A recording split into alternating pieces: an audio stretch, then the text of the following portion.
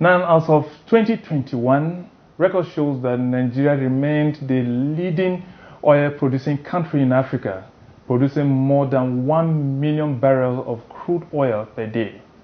It is also the largest exporter in the continent, selling nearly 1.6 million barrels of oil daily to the international market. This statistics is not far fetched from what is obtained today, but what is lacking in the country today is the availability of refined petroleum products for domestic usage. With oil being the mainstay of the country since the 1970s, scarcity and hiking petroleum products have continued to take negative toll on the nation's economy, with inflation almost becoming a normal phenomenon year in, year out in the last few years. What then is hindering the country from refining its crude oil to support development in other sectors? Is the rebranding of NNPC the way out? Well, in the next half hour, someone with experience in the oil and gas industry will shed light on how to enhance the industry to support the nation's diversification policy. I am Joseph Oten. Welcome to On the Spot.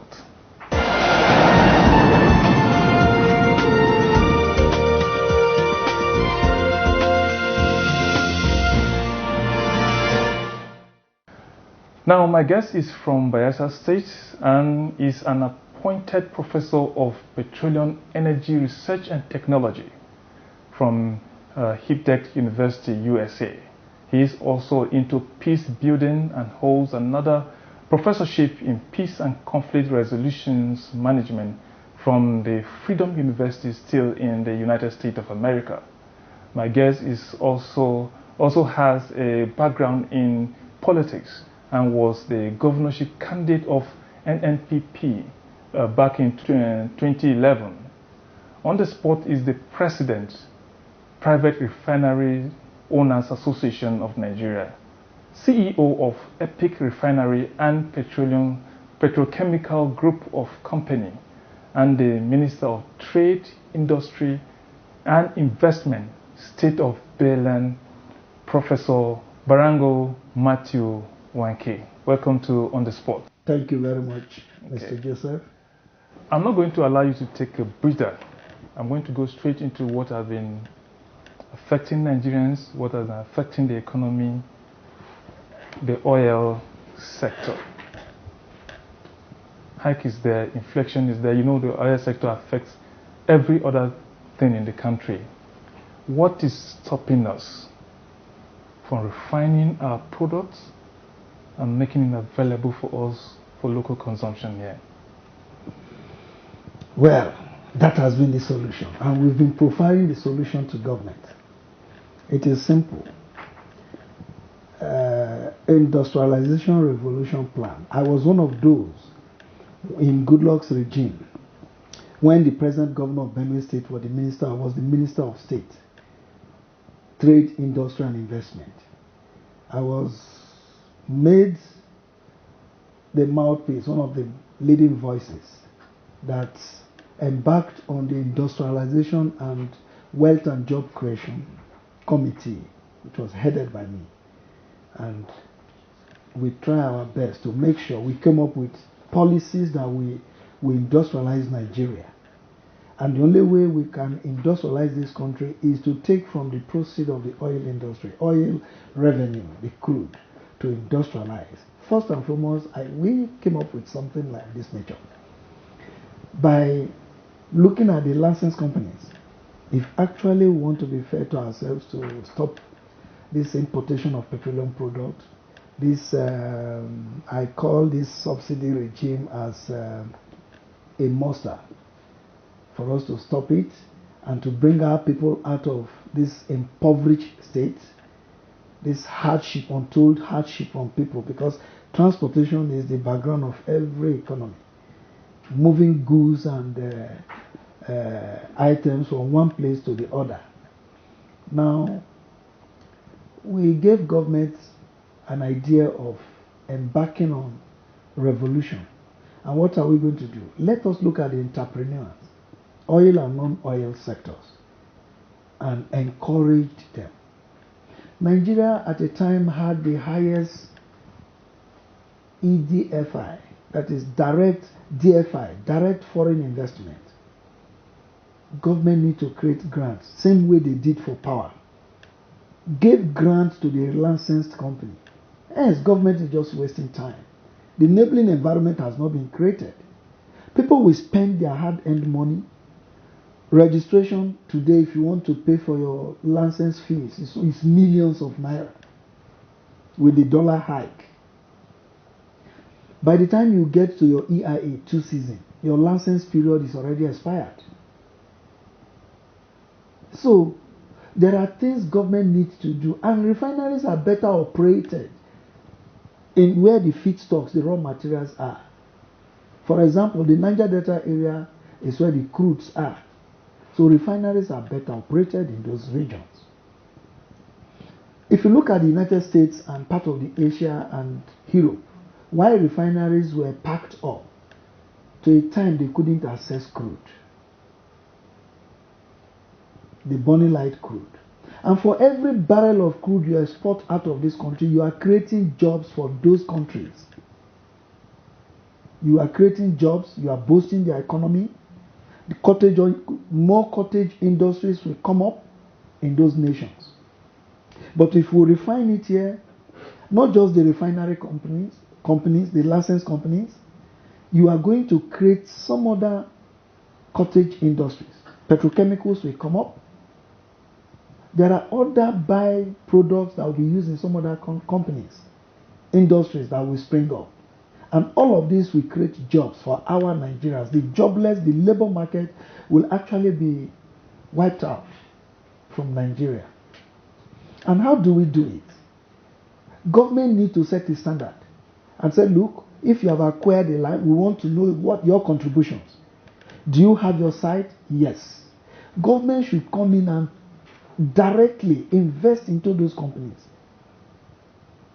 Like what they said, they now said they have empowered local content. Local content or no, they are not doing enough. The federal government, President Muhammadu Buhari should come in, give grant, direct the Minister of Petroleum, and the NNPC, give grant to the refinery companies and make sure, put in a monitoring mechanism that we monitor the companies, CEOs, and management of such companies, so that these funds are going to be properly, judiciously used. And when these funds are used, then the investors will now come in. Because oftentimes the investors have said, what do you have to offer? 10% participation, 20% equity participation. That simply means outside the land, there are preparations you need to do. You have to prepare the site for them to come in and invest. If you are talking about, we're talking about the private refineries now. Yeah. Most especially the local one. Yes. What we're talking about. When you talk about these days, the only thing private refinery you hear about is the Dangote refinery, which many are talking about coming up next year. Many Nigerians, when they hear you speak like, they're wondering, where have these refineries been? What have they been producing? If you had to answer that question, what would you be telling them now? Okay. Now, if I'm asked, where have we been? I studied refinery operations. I made a lot of research as a professor. I have looked at it round. It is not easy. One, refineries are not just built on the air. Refineries are not fabricated here in Nigeria. Refineries are fabricated abroad. Like as we speak now, Epic Refinery and Petrochemical Industries Group, we graduated from 107,000 to 300. My investors decided to say, okay, let's go straight to 300,000 barrels instead of doing 107 because of the PIA bill. It looks so good. Then they came up with one or two ideas. The crude guarantee. The investor wants to see the crude guarantee. That is one of the good things that the Minister of Petroleum for States, Chief Timi Silva, has done, directing NNPC to give us the crude guarantee. The investors wants to see. If the crude, the raw material is not guaranteed, nobody wants to put his money in a fake investment. That has been a setback to most of these companies. Like we have fabricated, our equipment is 90% completion now. The first phase of 150,000 barrels. We are hoping that next year by this time we should have commissioned it. Because installation itself, one thing what you're talking about, where is it located now? Where are you talking we are fabricating it in Europe. You know, you fabricate the components and you transport it to Nigeria, you ship it to Nigeria for installation. The only thing you construct here is the tank farm. The tank farm, the office complex, your piping, and every other facilities you have on site, and accommodations for your staff. It is reported that Nigeria loses 10% of its oil produced illegally. You heard about the illegal refineries in I'm quite abreast with it. I'm quite abreast with it. Now, for it's your private refineries like yours. Yeah. Are you not thinking of bringing them in so that we'll have a cleaner production? Because it's not just about production. We are also talking about environmental hazards that is happening. That you heard about last year. We were talking about black soot in River State and other parts of the Niger Delta. That is one of the good things Governor Wenke did by stopping those illegal refineries. But you see, these illegal refineries we're talking about, it has become like a cartel. Anyway, I'm not in government, I don't want to go into that. It has become like a cartel that some persons are also involved. Anyway, that is, I might say, is a rumor. It's a rumored one. But the issue here is this. If we must stop these illegal refineries, I have been advocating for it. I'm an advocate of stopping illegal refineries. I suggested to the government, when the committees were set up, CBN was part of it, Ministry of Petroleum, NNPC, DPRO, BOI, Bank of Industry. It was an elaborate committee, interministerial and whatever. Committee was set up and they visited all the sites. Reports were given. And everybody was saying the same thing.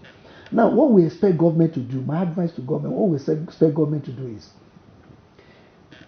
encourage, which the committee wrote a report. I'm aware, as the president of the Private Refineries Association of Nigeria, APRON, I'm aware, the committee recommended that government should give grants to these companies, local companies. There is this plan I put in place before government. One of the meetings when I was interfacing with them, when Okachukwu Ibe was there and the rest, we talked, we discussed. In our discussions, in our meetings, I told him, I said, look, empower these companies to start construction. Once they start the needfuls, the investors will come in, give the crude guarantee, whatever they want, the documentations, give it to them. It's a way of encouraging them. And then give guarantee, tie the guarantee to monitoring. And once this company comes up, you will find out that once this company comes up, like if we come up now, in Bayelsa and in that territory, we are going to employ the people that are causing these illegal coal fire refineries. They are not even in the creeks, but they are the sponsors. So if we really want to do something, what we do is to take off these boys that have this technology, send them to PTI for training. The companies go into treaty and agreement with these refineries, these licensed companies. They will employ these boys out of the creeks, send them to PTI for professional training. Some of them could be mechanics, technicians, mechanic technician, electrical technician, whatever. They will be trained and then inject into the refining system. Then these perpetrators will no longer have business to do. Then we have recycled these boys and they are now working. I told people, look, when you engage a man, 7 o'clock, he has left his house, or maybe 6:30, 6 o'clock, and he's coming back by 5:30. He's already tired. He's going to watch his telly, listen to news, watch movies, take his dinner, and that is all. He'll be preparing for tomorrow's job. You don't expect him to go back to crime. Then I also tell people, I also tell government, I say, when we do that, These funders will have no business to do. We now create an outlet, allow them lift from us. You want to deal on AGO? You can become an independent marketer. It's left with us to set up the ball rolling. It's a system. We are young men. The brains are there. We inject them. We bring them into the system and say, look, let us come and start lifting. Some of these guys will own filling stations. They want to export it. So by so doing, these same guys that were doing this illegal marketing will now export these things to our neighboring countries like Ghana and other African countries. Okay, we'll talk more about that. It's time for us to go for a break now.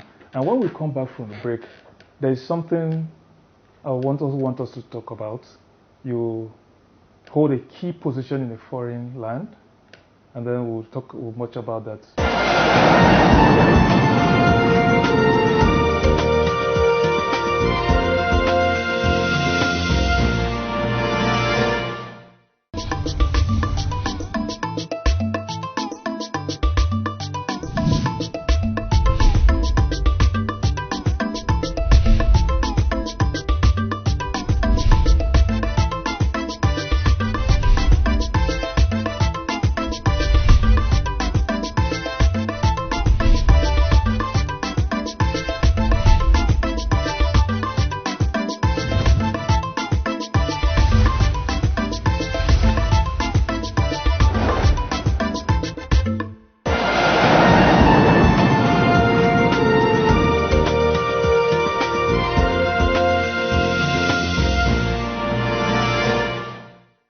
Welcome back. The program is on the spot, and with me is the CEO of Epic Refinery and Petrochemical Group of Company, and he's also the Minister of Trade, Industry and Investment, State of Bayland, Professor Barando Matthew Wenke. Now, not many would even know about the State of Bayland. Tell us about it and how this appointment came to be. Okay. You know, it is a great thing to celebrate God. When you have a good intention for your country, when you are working and your association with God, most times people might think not seeing it. Just like a man who gets married to a beautiful bride, a lady, and you don't know the value of that woman until you lose her. Well, the potentials are given to us by God. That is why we always give glory to God. As a prof, you know, cost of our investment drive, I never knew that even in UN, other places, we are being monitored, we are being observed. Our relationship with some investors out there, some government agencies out there, outside the country, Nigeria. We never knew that we are being looked at. And in life, I do tell people, when you're doing things, keep your path straight. Your good works will speak for you.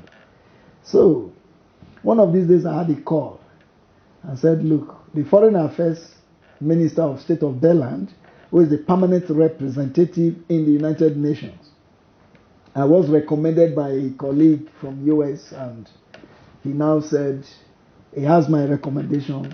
The Prime Minister of the State of Bayland asked him to. I said, wow. So he asked me some questions, few questions, and I told him. He said, yes, they've looked around my profile, they've Googled me, they've looked at it, and it seems I'm clean, and they want to. I said, okay, what do you want me to do? He said, they want to give me an offer of appointment, but I would love to serve in the State of Bayland. I said, what is it? He said, just as you asked. So what is the State of Bayland? He said, it's the newest country, the 55th newest country in Africa. No, we had 54. So this is the 55th. And this country is located within, bordered with Egypt and Sudan, North Africa. And is the newest. The founder of that country is from Belgium. And then they have virtually the country, nobody has claimed them, nobody colonized them, nothing virtually is on ground. The country is a virgin land. The inhabitants there are just about roughly 3,000 citizens. Wow. No formal education, no marriage certificate, no birth certificate, no electricity, no light, no water, nothing. It's a virgin country that is just starting up. So I said, okay. Do we have Nigerians there? No, we are just the first Nigerians going in now. That is why people don't know. But if you Google it, the state of Berland, Bertoa, you will see it. Berland, state of Berland, B-I-R-L-A-N-D, Berland, state of Berland. So I said, wow. Well, if it is an offer to serve, we are servants. We are ready to serve in any capacity. So I thought it was a joke. Then I saw, because they are just drafting the constitution, and they sent me a letter under decree. The president is from Netherlands, and then the wife is from, she's a Moroccan, and I, being appointed, is from Nigeria, Bayelsa State. So from what you're saying, if I'm getting you right, it's a collection of people from other countries. Because no formal education, the people there don't have any certificate, no nothing. We're just trying to set up the judiciary. We are going to set up the judiciary, the police, all the security organs, the aviation. A man was just appointed as a director of aviation from a foreign land. On September this year, we are going to flag off the official construction of the nation. We are laying, pipes are now going on, construction of the nation. Now we are laying the water, this thing. In fact, it is temporary structures we are trying to set up with caravans, porter cabins. Then when we flag it up September, that is when we will now look at building the presidential villa and other province, mapping it out with architects. So we intend to go with some Nigerians too from here, from other nations. People will come. In fact, that they want to build that nation as Dubai of Africa. As investment minister, they have sent me the investment profiles we have in UK. We have some few billions of dollars which they sent to me. I have already signed my oath of office. You talk about being the Dubai of Africa. What kind of resources? Yeah, it is going to be commissioned. Countries, investors will come in, and it will be mapped out. Once the nations is mapped out, the country is mapped. The architectural areas are being mapped out. How the country will be built. Investors are ready now. We've started collating investors. I am going to establish, after now, I'm going to write to the Minister of Trade and Investment in Nigeria. We want to set up Nigeria Berland Trade Commission, where we are going to crossbreed ideas of maybe technology, because a lot have not been done. Nothing is actually on ground. So we want Nigeria to come in and participate, to take a place, so that Nigerians will be there to enjoy the dividends of that nation. But there are a lot of jobs that will be created. A lot. If you look at Zimbabwe, Nigerians built some other African countries. Even to a time, the judiciary was established by Nigerians.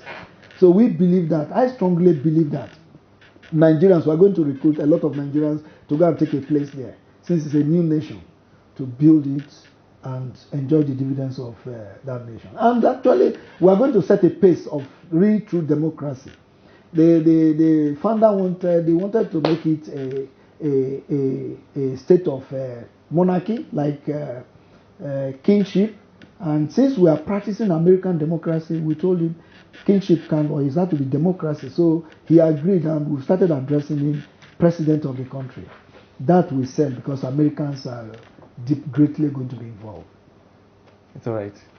Professor Barando, Matthew Wenke is the president, Private Refinery Owners Association of Nigeria, CEO of Epic Refinery and Petrochemical Group of Company. Thank you for being on the spot. Thank you very much, Mr. Joseph. And that is on the spot for this week. Thank you for being there. See you next time. I am Joseph Utsen.